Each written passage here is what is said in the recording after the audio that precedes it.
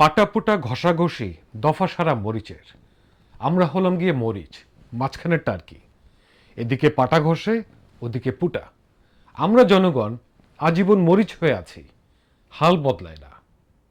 আমি সংগ্রামী অভিনন্দন জানাই যে আপনারা ছাত্ররা আন্দোলন করে দেশবাসীর জন্য একটা ক্ষেত্র তৈরি করে দিয়েছেন, নতুন করে বাঁচার স্বপ্ন দেখিয়েছেন। এটা যেমন আশার কথা, তেমন আবার উৎকণ্ঠারও, যে এটা টিকবে কতদিন, থাকবে কতদিন। আমরা কি আদৌ ঠিক স্বস্তির নিঃশ্বাস ফেলতে পারছি? না, পারছি না। কারণ যখন শুনছি আপনারা আবার এখনই রাজনৈতিক দল তৈরি করার চিন্তা করছেন।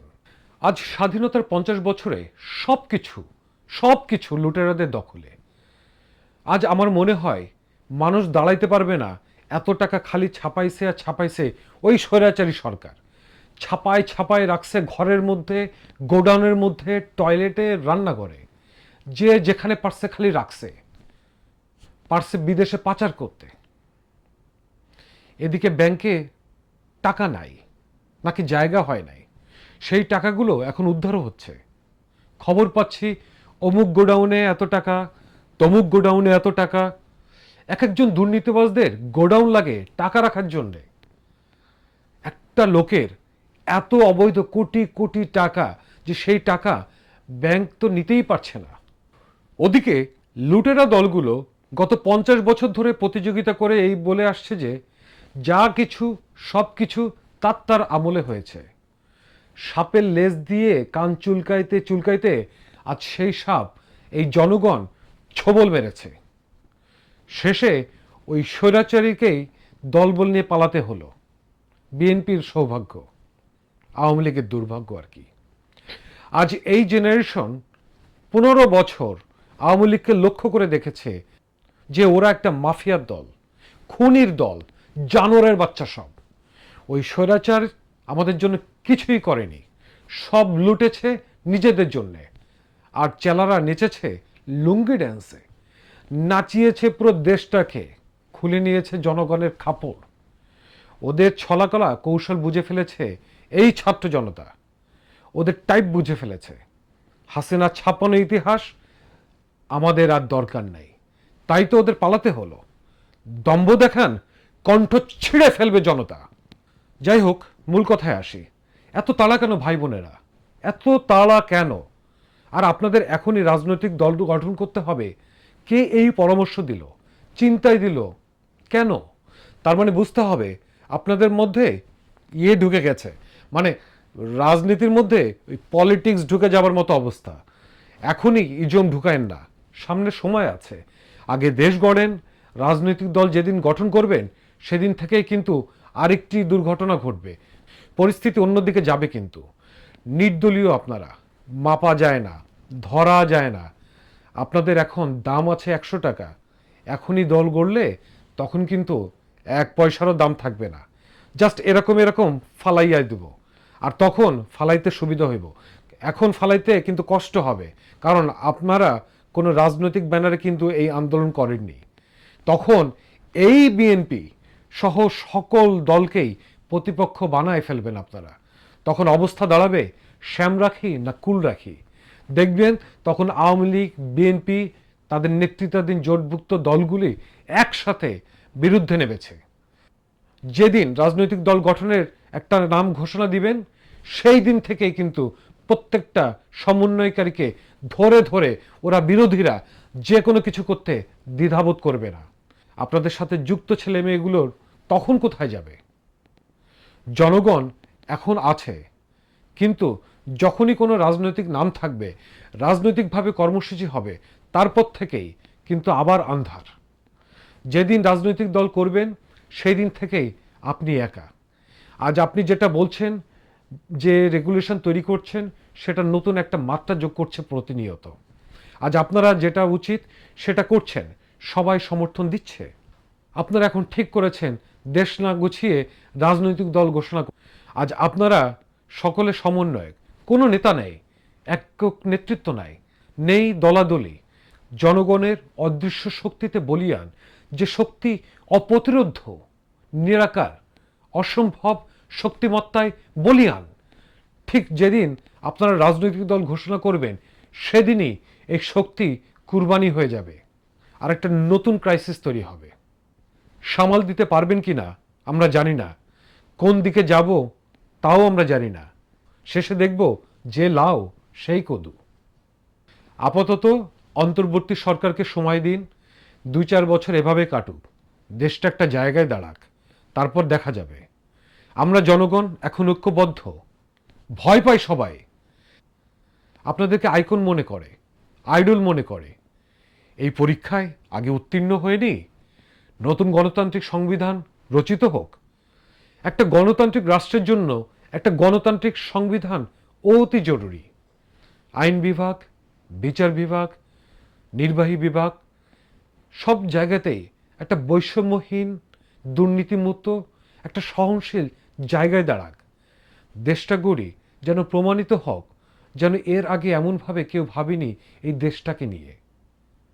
তাই এখনই দরকার এমনভাবে সিস্টেমের পরিবর্তন, ঢালাওভাবে পরিবর্তন, যেন আগামী নির্বাচনের আগে দলগুলো ভাববে কোনো অগণতান্ত্রিক কিছু করার আগে 10 বার। আগে রাষ্ট্র মেরামতের সংশোধনের কাজ শেষ হোক, সংস্কারের কাজ শেষ হোক। যখন নির্বাচনের আয়োজন হবে তখন প্রয়োজনে রাজনৈতিক দলের আত্মপ্রকাশ করতে হয়, হবে। কারণ তখন আপনারা সকলেই হয়ে উঠবেন পরীক্ষিত। আরও আরও অভিজ্ঞ সংগঠক গড়ে উঠুক এই সময়ের মধ্যে। আর যদি তখন ইন্ডিভিজুয়ালি রাজনীতিতে যুক্ত হতে চান সেটাও পরবর্তীকালে দেখা যাবে। এখনই সংগঠন করার দরকার নাই। তখন যার কাছে যে দল ভালো মনে হবে সে সেখানেই যাবে, কিংবা তখনই না হয় নতুন দল গড়বেন। জনগণের সামনে বিকল্প বলতে একমাত্র আপনাদেরকেই চিনবে তখন। এখন ছাত্র জনতা একসাথে নেমে গেছে। কত বড় আইকনিক একটা জায়গা আপনারা তৈরি করেছেন বাংলাদেশের। আমরা সবাই গর্বিত আপনাদের এই কাজের জন্য। গত 10 দিনে ঠিক হয়েছে না কি হয়েছে এটা ম্যাটার করে না। 15ই আগস্ট কি হলো আর না হলো কোনো কিছুই ম্যাটার করে না। আগামীতে খুব খারাপ পৃথিবীতে আপনারা সকল কিছু ভালোর আইকন হবেন। আমরা যেটা করেছি এটা অলরেডি আমাদের এই স্বৈরাচার সরকার ঠেকাতে পারেনি। এখন দেখছি পাকিস্তানও ঠেকাতে পারছে না। আরব বসন্তের এই প্রক্রিয়া আবার অলরেডি চালু হয়ে গেছে। আপনাদের এখান থেকে শিক্ষা নেওয়ার দরকার। আপনাদের পলিসি যেন আগামীতে এটা সারা পৃথিবীর মধ্যে একটা আইকনিক জায়গায় তৈরি করে। ইতিমধ্যে অনেকগুলো গরমিল ঘটে গেছে এই শপথ অনুষ্ঠান নিয়ে। সামরিক বাহিনীর পাতা ফাঁদে আমাদের পা দেওয়া একদমই উচিত হয়নি। যেখানে জনগণের এত বড় সমর্থন নিয়ে আমরা ক্ষমতায় অধিষ্ঠিত হতে যাচ্ছি, সেখানে সংবিধান এই ছুঁড়ে ফেলাটা নেহায়তই নিছকই একটা মুহূর্তের ব্যাপার ছিল। প্রয়োজন ছিল একটা নতুন সংবিধান রচনা করার সময় নেওয়া। আজকের এখন এই সংবিধানের মারপ্যাচে পড়ে এখন এই সরকারটা টিকবে কি না সেটা নিয়ে এখন সন্দেহ কাজ করছে। এবং সেই সাথে আরও দেখতে পাচ্ছি যে এই যে উপদেষ্টা কমিটি তৈরি হলো সেখানে ঘুরে ফিরে সেই সুবিধাবাদীদেরকে জায়গা হচ্ছে। জানি যে আপনাদেরকে ভুল বোঝানো হচ্ছে, কিন্তু এই পাতা ফাঁদে পা দিয়ে দেখবেন শেষ পর্যন্ত বিপ্লবটা, গণঅভ্যুত্থানটি হাতছাড়া না হয়ে যায়, সকল স্বপ্ন ধূলিসাৎ না হয়ে যায়। আপনাদের বরঞ্চ এখন সময়টা দেওয়া দরকার এই উপদেষ্টা মণ্ডলীর পিছনে, যাতে ওরা কোনোভাবেই চক্রান্ত না করতে পারে, কোনোভাবেই যেন স্বৈরাচারকে পুনর্বাসন না করতে পারে। কারণ এখন এই উপদেষ্টা কমিটিতে স্বৈরাচারের সমর্থকদেরই আনাগোনা বেশি দেখতে পাচ্ছি। ওই সুশীলদেরকে দিয়ে আপনার আন্দোলনের স্পিরিট আপনি বহন করাতে পারবেন না। ওরা না ছিল রাজপথে, না ছিল আপনার সঙ্গে স্লোগানে। প্রয়োজনে আমি আবারও বলছি, আমাদের সংখ্যাগরিষ্ঠতা বাড়াতে হবে এই উপদেষ্টা মণ্ডলীতে। ইউনূস স্যারকে মাথায় রেখেই আমাদেরকে এই কাজগুলো করতে হবে। কারণ এর সঙ্গে তার সম্মান জড়িত, এর সঙ্গে বাংলাদেশের স্থিতিশীলতা জড়িত। আমাদের এই ঘর গোছানোর কাজেই বেশি সময়টা দেওয়া দরকার। প্রয়োজনে যে সমস্ত উপদেষ্টাদের আচরণ যখনই আমরা লক্ষ্য করব সন্দেহজনক, তখনই পাছায় লাথি দিয়ে বের করে দিতে হবে। এবং সেখানে আমাদের আন্দোলনের সঙ্গে যুক্ত সেই সকল বিজ্ঞ মানুষদেরকেই ওখানে স্থান দিতে হবে, যারা এই লড়াইয়ের, এই আন্দোলনের স্পিরিটকে, চেতনাকে ধারণ করে। এই জায়গাগুলোকে আমাদেরকে সদা সতর্ক থাকতে হবে। আপনারা থাকবেন ওয়াচম্যান হিসেবে। যতদিন অন্তর্বর্তীকালীন সরকার থাকবে, আমরা এই বৈষম্য বিরোধী প্ল্যাটফর্ম যেন ওয়াচম্যান হিসেবে কাজ করে, তাদের প্রত্যেকটা কাজে যেমন আমরা সফলতায় যেমন প্রশংসা করব, ঠিক তদ্রূপ তাদের ভুলগুলো ধরিয়ে দেব, সমালোচনা করব, যেন এই সরকার আমাদের লক্ষ্য থেকে পিছলে না যায়। সেই জায়গাটায় আমাদের বেশি লক্ষ্য রাখা দরকার, কারণ এর পেছনে অনেক ষড়যন্ত্র চলছে প্রতিনিয়ত। আপনার ডাইনের শত্রু, আপনার বায়ের শত্রু, আপনার উপরের শত্রু, আপনার নিচের শত্রু, আপনার পিছের শত্রু, আপনার সামনের শত্রু, চারিদিকে আপনি শত্রু বেষ্টিত।